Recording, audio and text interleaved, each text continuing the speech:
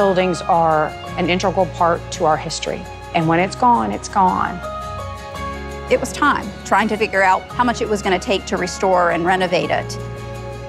It was just shocking. Shocking how good it looked, because I remember what it looked like before.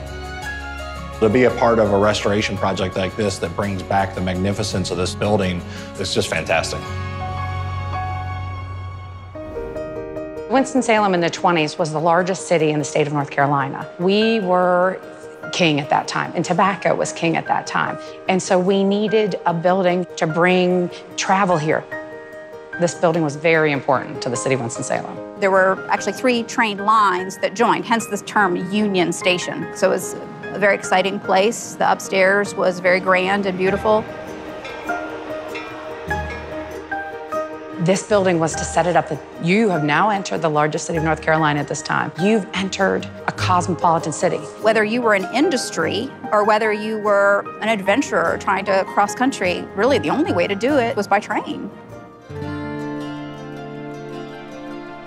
The original architects on the project were Fellheimer and Wagner. They were from New York City. Mr. Fellheimer worked for Reed & Stem. It was an architectural firm who was involved in the design of the Grand Central Terminal. And the marble that is used here, it's the same marble that was used in Grand Central Terminal.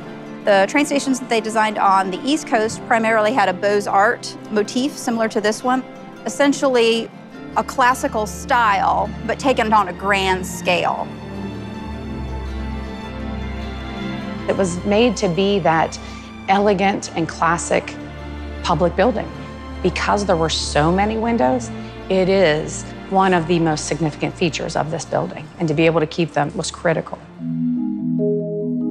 As passenger train traffic fell off, it sort of lost its aura. The train station was no longer a train station as of 1970. The condition of the building was going downhill, but you can tell it had good bones.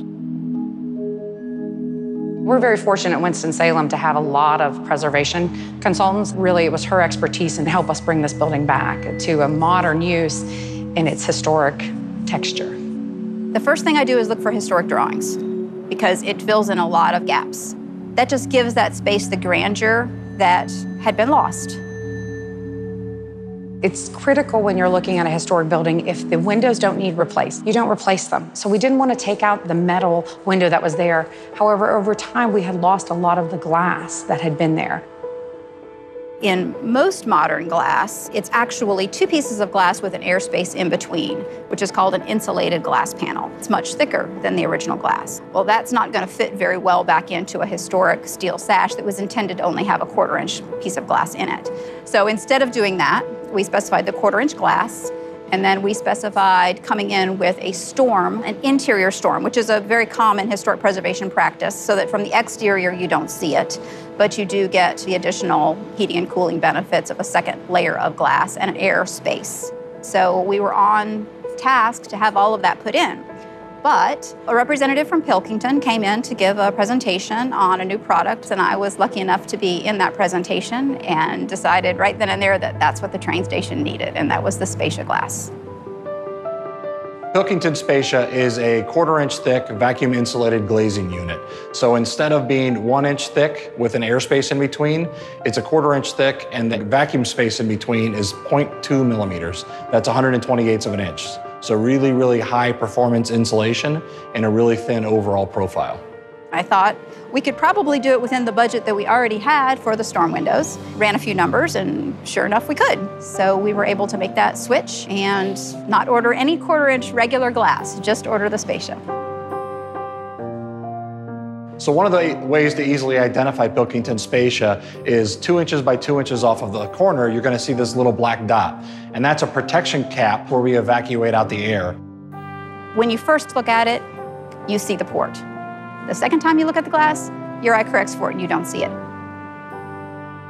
So out of the 1,500 different panes that are in this project, there's at least a dozen different individual types of windows that go along with that. The really nice thing with Pilkington Spacia is because it's already a custom product, it doesn't add any cost. If you have to have 1,500 individually sized windows, that is a really nice thing that we can offer, is really, really full customization. The energy efficiency was one of the things that excited us most. You can put your hand up to the glass and it doesn't feel cold in the winter. It doesn't feel hot in the summertime. Yes, it is almost a 100-year-old building, but at the same time, it's got very modern technology in it. It is a game changer in the world of preservation if we can have a product like this. I'm thankful they went with the Spacia glass. It looks appropriate. It just has the right feel. Lots of people make glass, but if you need something special, you need something unique, you need something top quality, you can always find it in the Pilkington catalog. I think everybody who sees it wants to move in, wants to be a part of this building. It's just an absolutely incredible building.